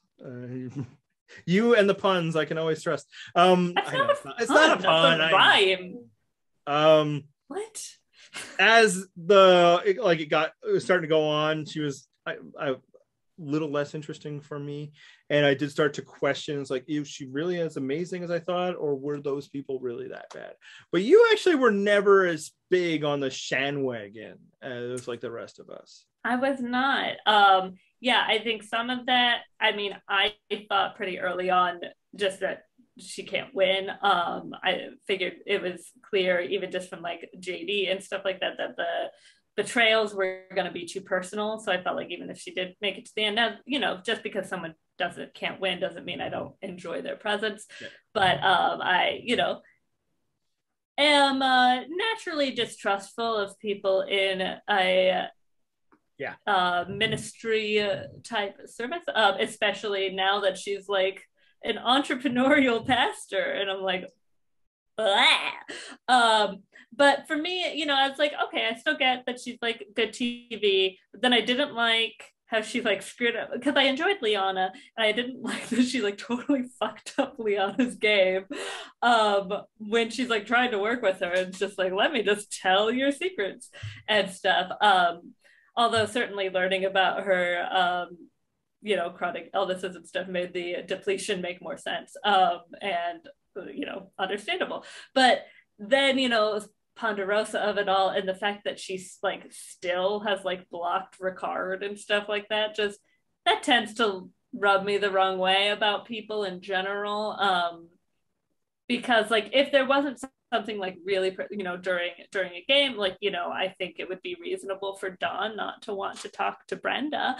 I don't think it's super reasonable for Brenda to not want to talk to Dawn. It's sort of my viewpoint. Game moves, get the fuck over yourself. Like personal shit, like I would never expect Shireen to talk to, frankly, anyone from Worlds Apart.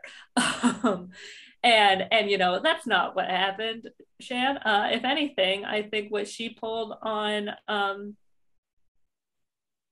Deshaun at Final Tribal was like closer to that than anything. And now, you know, some of that might have been her genuinely what she thought was going on, but you know, it seemed a little like he's a lot younger than I think people remembered, and so it's just like it is weird. And like to be like while leaving, be like, oh, good job, Ricard, and stuff, and then be like not even talking to him at Ponderosa, and then to still not be talking to him, I think it's weird. I think it turned out it's because she thought Liana was the one who voted for her, in which case I'm like, well, then that also shows me you're not as smart as you think you are, because that makes no sense. The votes were split between the two of you. So I don't respect that. But yeah, like, so, you know, the just is not my favorite type of gameplay. And then post game has just made me like her less. Yeah, that's actually been even more true, the post game here. So yeah, she's when this season starts, yeah, we get the Danny Kiki mention of not really trusting her. It really felt like she was like, again, we don't get much that isn't challenge based, but she was hardly ever talking to other survivors. Like, it seems like she was really like hanging more like with the Big Brother crew and all that. And it was like, that's weird. Like, that in itself would be fine. Like, there's a lot of cross-pollination in reality shows and the circuits and such. But like the theme early in this season was like show strong. And even like she herself kept saying, we're going to do the Survivor Strong thing. But it's just like, then why is nobody hanging out with you? Like, it felt like at least a bit of a possible revelatory, or at least continuing kind of the narrative of like, people don't seem to trust Shan.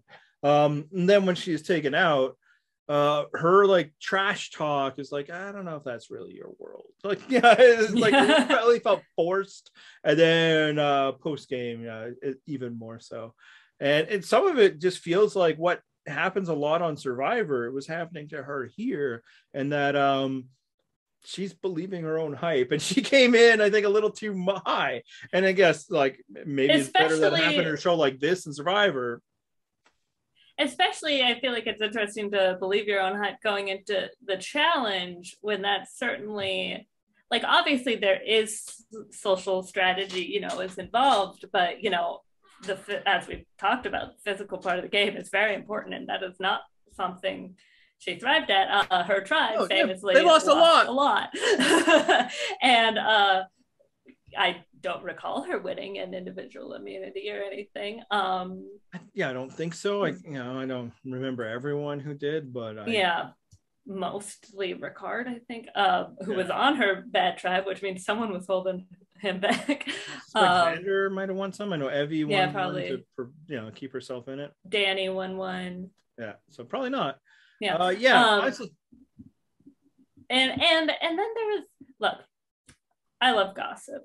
I'm not gonna pretend I don't, but some of the stuff in I think it was episode 2, when there was like talk, because I think Cachet was upset because Cinco is her ex from Love Island, but they were like fully broken up, but like he was, I guess, flirty and stuff,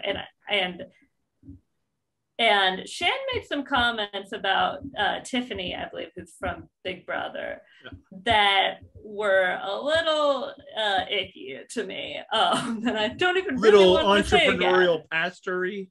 Yeah, like not just like, oh yeah, I think they're together, but like, I mean, there was like a swapping DNA comment that was just like, oh, like what do you, and like with like, oh, with like, you know, referring to like multiple people, which, you know, even if that's true, like, get it. And like just the way, but like you could tell, you know, you could tell the difference between someone like, oh yeah, like they hooked up with so and so, versus like, yeah, they hooked up with such and such. Like there was just like a judgmental level that I found uncomfortable.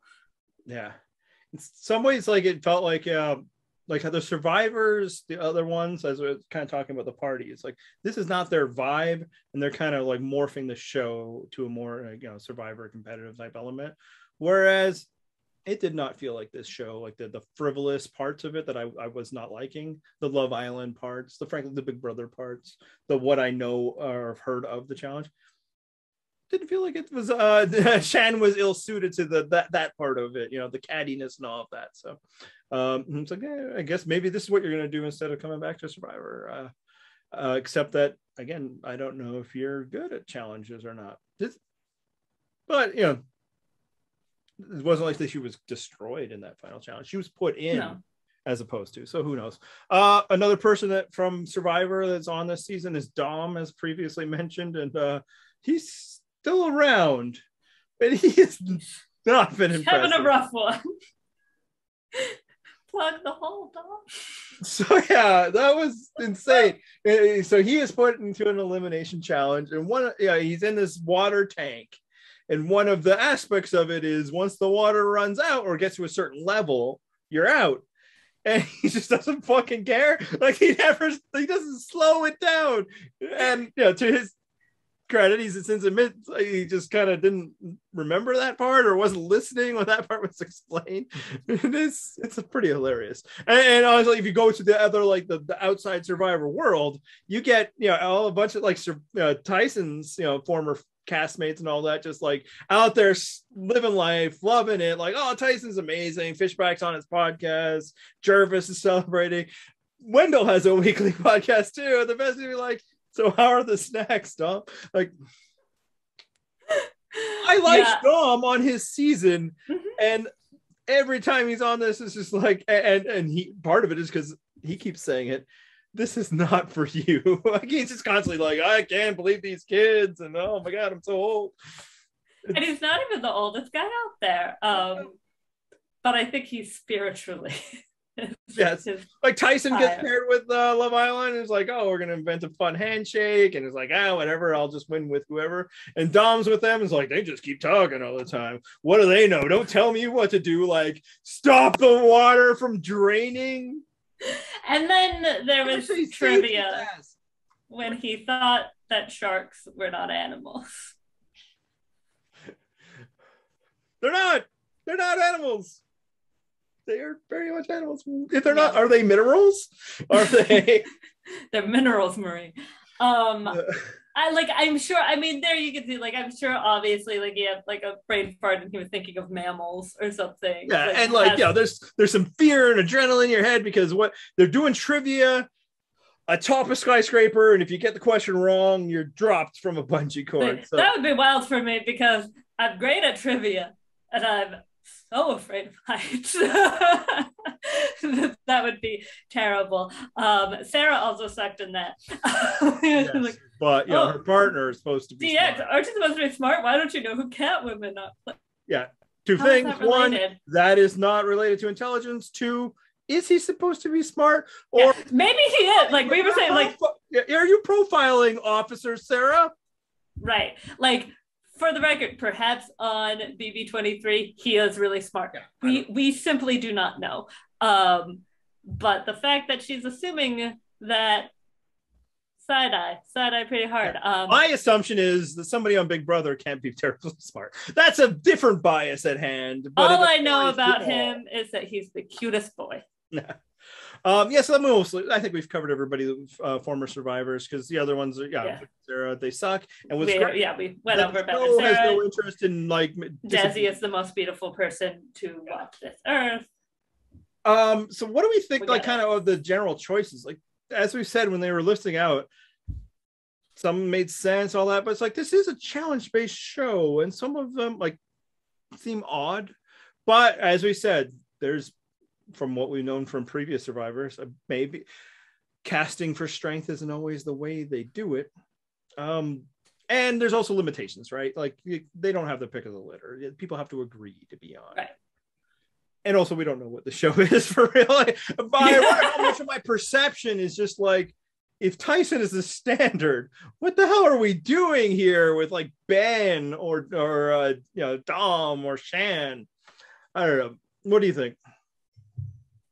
But yeah, I mean, for one, if they do want it to be more like how we assume the MTV one is, I feel like they can simply cast younger people, like, who are probably more available anyway. Like, I think of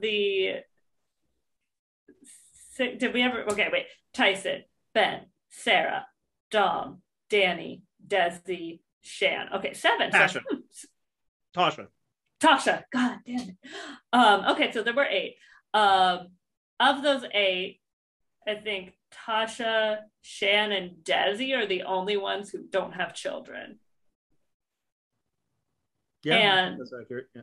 And then, and then Tasha is also like 45. She's a grown-ass woman, got a career. I mean, they all probably have careers. Well, can't entrepreneur take a break from making money being a pastor.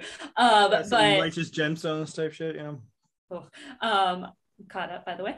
And that finale was nuts. But it's hard. Like Danny's kid, I think, is a baby. It's harder to leave. I'm sure he had to really negotiate with Kiki. This is actually the first I'm hearing of his baby on this show. He talks about his wife all the time. I have not mentioned his child. He did on Survivor, I believe. Well, yeah, I think the child's a baby. So the baby had no advice. That's right. The baby had no threats. The baby's not going to kill him. Kill him all over again. Sounds quite homicidal. Yeah. So does, I think, Dom's wife. I forgot her name. We have met her, but I forgot. But obviously they all made it out there. But I also imagine it is harder, not just like, only parents can feel emotion from leaving their family, but like logistically more difficult because of scheduling. It's the same reason why being a single parent is harder than being in a 2-parent household, because there's not another person. So you'd think they'd want younger, just for that, and also for the hotness and the ability to smash faces, because a lot of these people are married. Yeah, and I think it's like the show didn't quite figure out whether they're going to be, and some of it is the limitations of, clearly the directive is represent the CBS reality shows, right? And that makes sense. Also, it's like they're pulling in audiences for each one. You've got Survivor fans doing a podcast about it and never watched. I'm sure there's Love Island people and Big Brother. In fact, like sometimes on Twitter, because like I'm excited about like Tyson's done or whatever, I have like looked at the hashtag, and it's actually pretty funny, like seeing the way other people talk about this show, because it's like the way like Big Brother fans talk about like shows in general.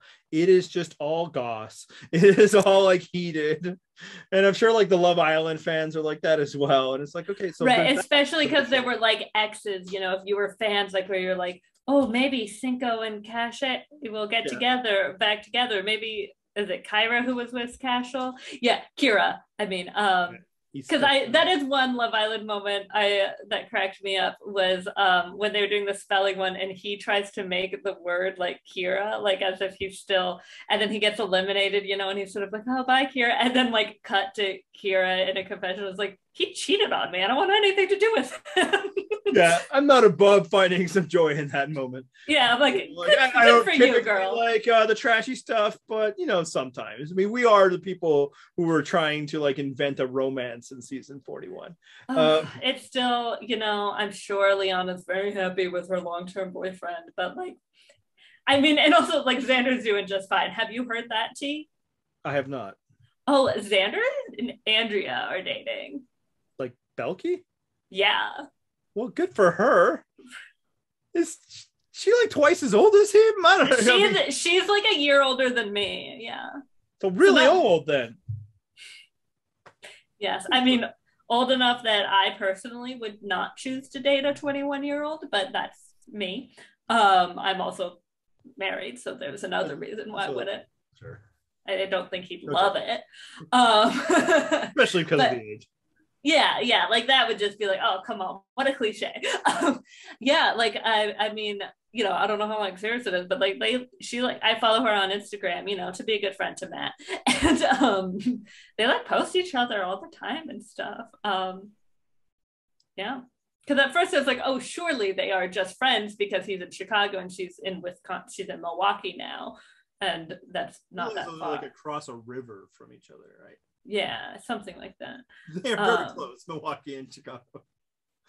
Like possibly closer than Anaheim, Los Angeles. Don't tell that to the Los Angeles Angels of Anaheim. That's right. But yeah, let's not talk about an occasion on trivia where I grossly misplaced Wisconsin.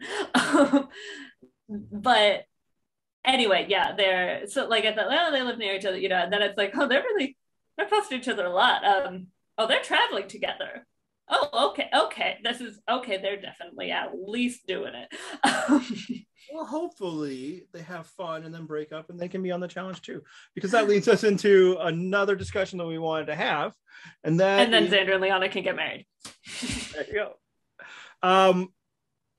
If we were to cast Survivor on like Survivors for a future Challenge USA season, who would we pick? Yes. Well, I think one of the obvious ones is like, if he didn't suck, Joe, formerly Joey Amazing, would be a natural fit. Right. And if he didn't suck, Jonathan from last season would also probably be a good fit. Now, I got to say, probably sucks less than Joe. So like, it's almost like he'd be a little more tolerable. Yeah. But we're not going to pick either of them. Okay. You know what? I'll start here because I think what everybody would be waiting for, to the people that would still be listening, I'm not going to say Boston Rob, guys. He's so old. He's just too old. Now, Enzo is old, Tyson's old, but like Boston Rob has enjoyed being old, we shall say, in a way that I fully respect and could in no way criticize. Nothing wrong with it. Like, could he hang for a bit? I mean, if Dom is, I'm sure he could, but I have no desire to ever see Boston Rob be in Survivor again. That well is more than dried up. This isn't the format, man. So no, not to Boston Rob. And so I'm not saying that, no matter how much you guys want me to play the type. However, there's also somebody who's really old that I really like in the show. And would he be good in this environment? I don't know, but I don't care. I would cast Tony. Because also for Tony, I don't want him to see him on Survivor again. Like, there's nothing. It was amazing that he was able to play the third time and like progress. A lot of that is because it was all winners, and he had done so poorly his second time, and all the focus was pulled to like the old timers. So he was able to skate by there. But that's never going to happen in Survivor again. But I would also like to watch Tony compete in TV. Is this the right format for him? I don't know. I don't know how tricky you can get with the challenge. He wasn't that great at challenging Survivor, but he was actually pretty decent at the physical parts of them. It's just they throw a puzzle at the end. Just don't put a slide puzzle in front of him. He cannot do it. I don't care how good he would be. I would, if they'd cast Tony on the future season of the challenge, I would watch. So that was a pick for me. How about you?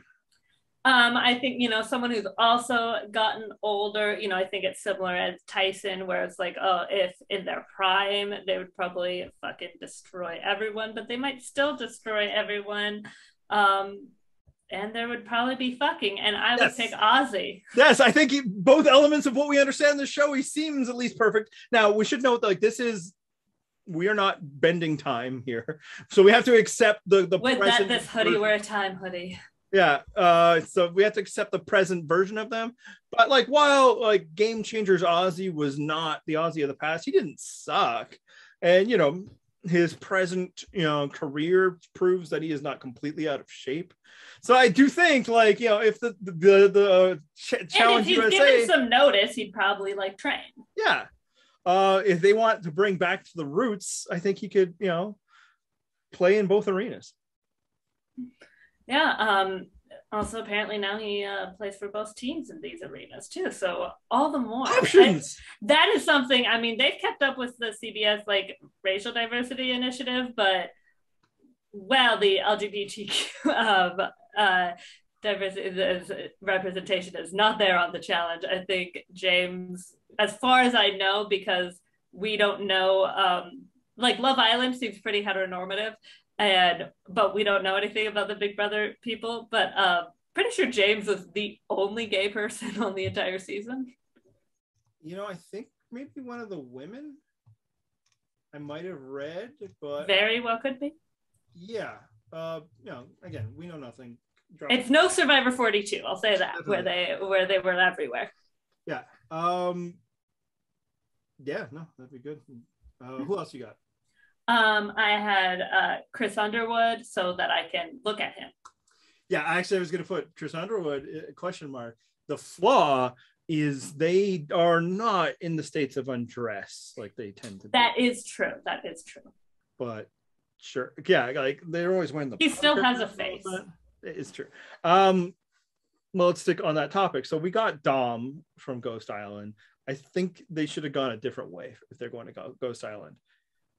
And then we need Chris Noble on this show. That's who it is. You were probably thinking I was going to say Wendell, but no, Chris Noble would be amazing. And again, it would also Noble would be amazing. Play into the idea of this is kind of a bunch of dumb shits who are not that complicated but strong.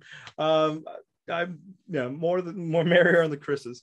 And then to finish the guys for myself, phrasing. We don't need to avoid older players, as we've seen. Tyson's dominating. Enzo is also present. I was thinking, like, who's the survivor who did shockingly well in challenges and who would just be really interesting in this environment? Like, even from like the, I would love to see them in this environment. I don't know if they'd be any good at it, but let's put Keith Nail on the show. Oh my god. Okay, as you know, I just rewatched Saint Del Sur and just started watching Cambodia, so I'm in like my Keith Nail moment.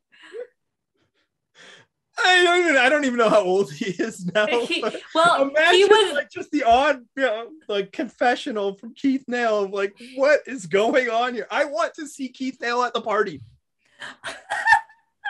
Well, on Saint Del Sur, which aired in 2014 or 2015, Keith was 53. So older than that now. I don't care. Older than that now. Yeah. I feel like he could still like not get eliminated first. Well, would any of the challenges have balls? Because we know that is his area of expertise.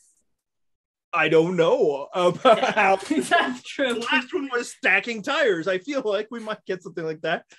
So complicated. Let's do it. All right. So do you have any other guys? Yeah, let's see. I did go the more obvious route. I said Wendell, I think, could be a good fit. I wonder, we were joking, like, why Dom even get on here? I was like, I wonder if they couldn't get Wendell. I believe I follow Wendell on Instagram because I think Wendell is also a cute boy. And also his niece and nephew are really cute. But and seeing a handsome man be nice to small children is appealing. And I saw that he just had like ACL surgery or something like that. So I wonder if that was probably still a factor when they were doing casting. And they were like, well, he tied. They're probably the same. Let's just get that one instead. And then they're like, oh no. I think he'd be good at that. And then I think those are the only men I wrote down. See, one other guy I thought of, I didn't write down. I don't know if he was actually any good at physical challenges, but getting back to the whole real strength versus show strength. Mm-hmm. Michael Yerger would probably be old enough. Oh yeah, that's. Oh. Yeah, it all depends on what kind of show they want to make, right? Yeah, no, but I mean, he was like surprisingly, good at the show part too, and that was at 18. So deeply upsetting that he was 18. But. So now he's got to be like 24. I don't know what year that. Yeah, was. It's tough. Yeah, for one, time is fake. Time is passed. Time is fake. Years. And then Survivor, the numbers aren't matching up with years. You got to do numbers are scary. By two. Yeah, I'm not quite sure either. Now one mode is just like. Oh, I guess, and then there's people who have been on the show before. We can feel free to put them in. Right. Jay, do it again. Natalie, certainly. I only didn't put her because it seemed like they were not doing it people who had done it before. So yeah. I don't know if they want to cross pollinate. Throw in Nadia instead. Because we don't know. I don't even know if Natalie was any good at it. It seems like she would be, but who knows? Michaela, I guess, was eliminated her like first. In the season he was on. Natalie, I believe, was was medically pulled. Oh, so there you go. They should bring her back for this.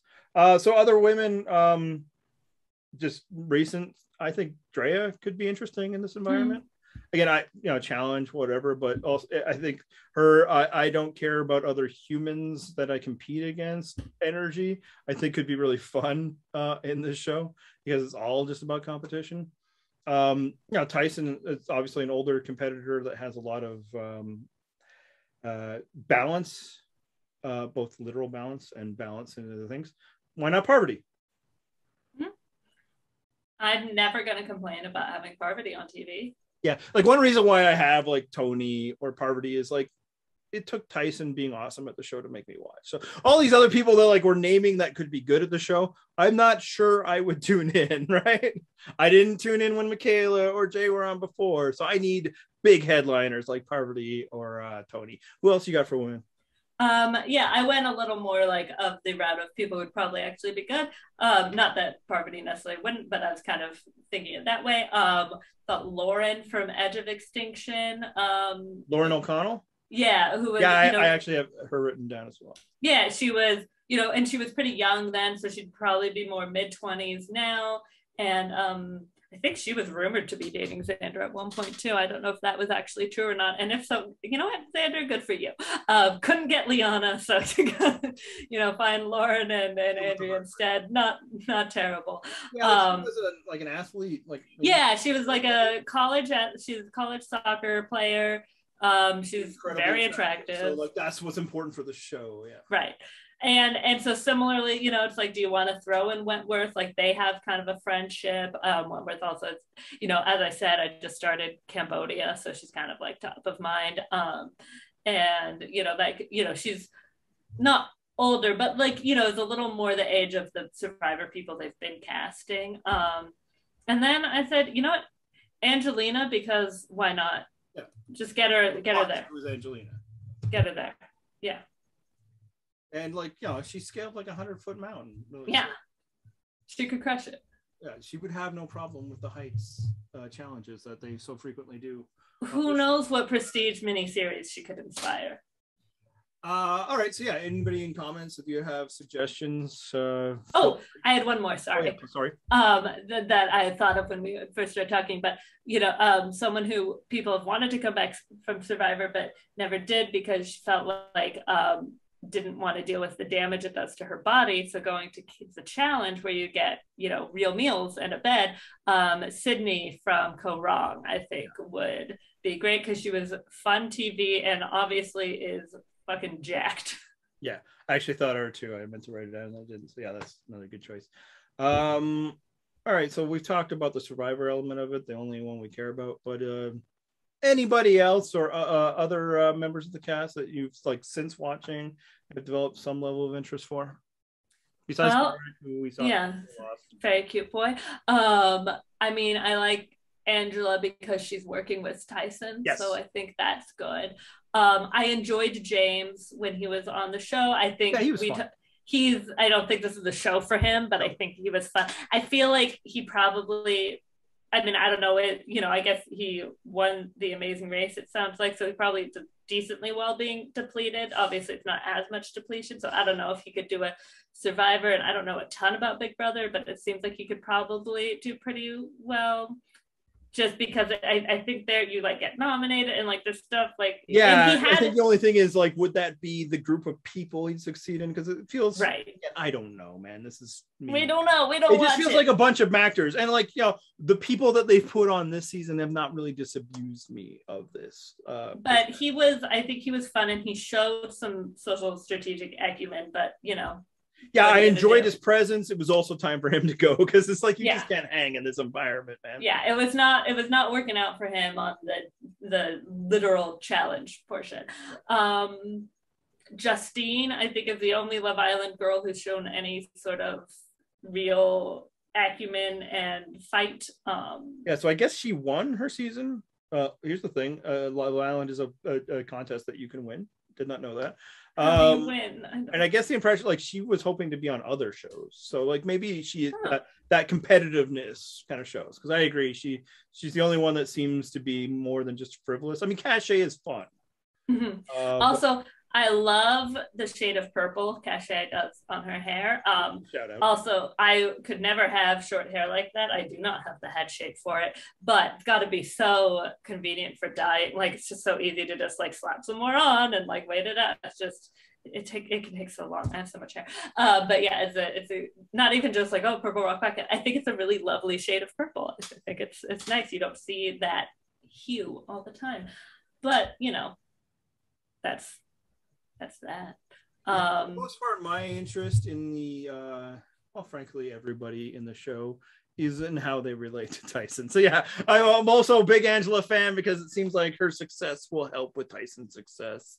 Alyssa was fun when she was paired with Tyson, like that. Frankly, the moment with her and Tyson, that when he's talking about how these people in the house, they don't even know, they're bragging about doing 5 miles. That's not even a warm up. And then she's like, "That was me." That was the clip I saw, and I'm like, you know what? I might check this show out because it was just such perfect Tyson.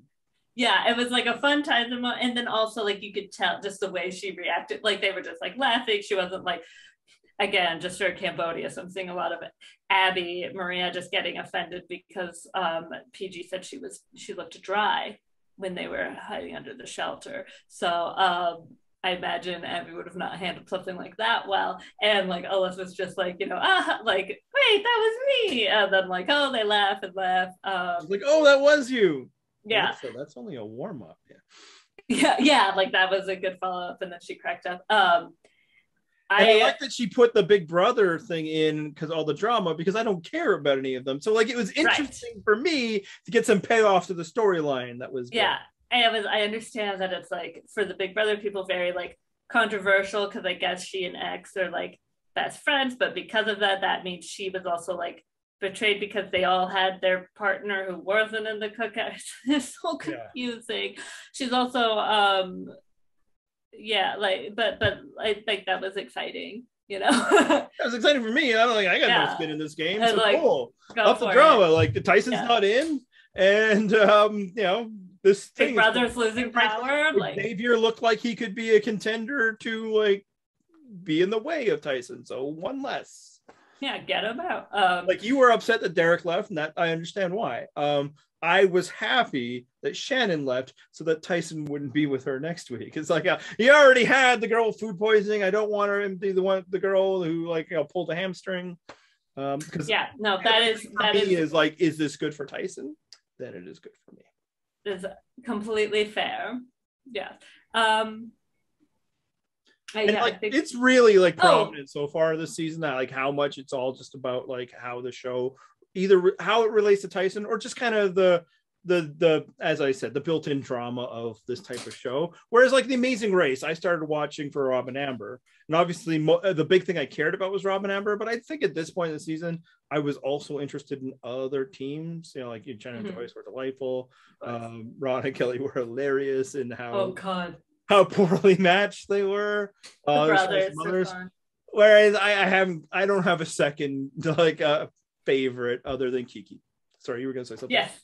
I was gonna say, also with The Amazing Race, I think Kayla has, shown some level of gameplay, so that's nice. Yeah. I like when she and James won their elimination. Yes. Yeah, that was exciting, especially because it seemed like Cashel is big and Tiffany seemed to be sort of a strategic mastermind. So again, good for Tyson. And then it was just fun where they was like, yeah, we were worried, and then it's like a free spin class. Okay. that was good energy, Yeah. And now as Tyson has revealed in his podcast, all those interviews are done after the fact, right? Because they nominate who it is, and then that team has gone down. I think maybe they do a quick right before they hop in the challenge interview, but all of the other stuff. So when they're saying it was a free spin classes, they can be fun and delightful because they know they had already won when they're giving that. Meanwhile, when Xavier and Shan are like, these are the dumbest people on earth and you're all just broke bitches, they had lost and they're bitter at that moment. So yeah. All right. I want to talk a little bit more about the algorithm. On Twitter, I did kind of mention how like I'm pretty dubious whether this is actually left to the vagaries of random number generators, or if people are pulling the strings. And yes, it is possible that it's just a poorly written algorithm, that they are in the very moment, when they are picking, that's the first time that the camera reader is going boop boop boop and figuring it out. But it is suspect that like Ben and Sarah team up right as that storyline is going large, and that oh wait, yeah, Dom and Angela, who were together just 2 weeks ago, because how else could we do it? So that part is suspect, but I actually do like the element of randomizing teams every week. And again, I don't have anything to compare it to because I haven't watched before, but I think it's good that like they're forcing interactions within a show where everybody has pre-existing relationships. Now, I guess that's how the challenge always is. That there's professional challengers basically, but I'm glad that it's like not just like you form that day one alliance with somebody from your show or somebody you met, and all the way. Like I do think the mixing up has led to more interest. What do you think? Yeah, I think definitely, especially because like The Amazing Race was at such a disadvantage, only having 3 people. I think Big Brother had more than Survivor, and also most of them were from the same season. Yeah. That I think it's good to kind of force that mixing, just to kind of make those cracks, come sooner. Also, Tyson and Angela week 1, from all indications, they might not have lost. So it's probably smart for the show. Which, I don't know if I'd mind. And I love like Tyson's show. It's like, yeah, it would have been awesome to win it all. Like, what would be the final challenge? I'd be the only one with money, like amongst the men. And I guess if Angela would be the only other one if that was how it went up. So again, I don't know what a challenge without this is, but it's just easy to envision this season specifically, if they weren't forced to mix it up, that it might not have been that interesting. The very least, I don't know if I would have learned most of the other players' name. I'd be like, oh, Tyson, and then everybody else. So I'm forced to learn more because they might be partnered with Tyson. What do we hope for the rest of the season? I think that's a pretty quick one to answer. Tyson to win and Ben and Sarah to lose. Yeah, that's it. And if he can dominate a few more times, that's great. Seeing him win big is also fun. That's about it. All right. Also more mentions of Kiki. Of course.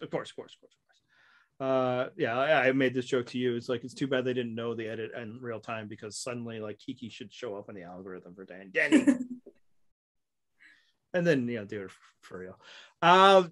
So yeah, this was kind of just a check-in, 6 episodes. Like as I said earlier, don't be looking for this next week. I think we'll do at least another check-in as long as the show is still entertaining us. But as I said, I can't promise that we're going to be here forever, because my interest level is conditional. Now, I think we're, again, not knowing how the challenge works at all, future levels, how random it is. I feel confident that Tyson's going to be around for a while. So we'll continue to watch. But yeah, let us know, of course, if you're watching, any of your thoughts, but also whether you enjoyed this perspective at all, whether you would want to listen to another podcast. Tell us your thoughts on American Idol and Top Model and Claim to Fame. And frankly, anything. Like, I don't know, like I'm telling people what you can comment on. This is our site. You can comment on any dumb shit you want. But specifically, I am interested, if you are interested in future episodes, however frequent they may or may not be. Any other final thoughts from you? Frankie Jonas is an excellent host. Of that other whose name I can't even remember now. You talked about it. Claim to Fame. Claim to Fame. All right. Well, I'll see what my DVR has, and then no, because I won't at all, because I'll be forced, like I was for the first 4 episodes of the challenge, to watch the commercials that the network streaming service forces on me. Oh no. Not only for watching commercials at all is horrible, but they only show the same like 6 commercials in this sense. Like they wouldn't show what would have aired in the normal time, and you can't fast forward them, so it's just death. That's how interesting Tyson is that I fought through that. I mean, that's what phones are for. Well, I was trying to stay engaged. No, it's not true. I'm usually doing something. My wife's doing something. She's got her iPad, but you still have to like hear the same commercial. Yeah. That's tough stuff. Otherwise, final thoughts I think would be that I hope we made Kiki proud. Hit the theme music.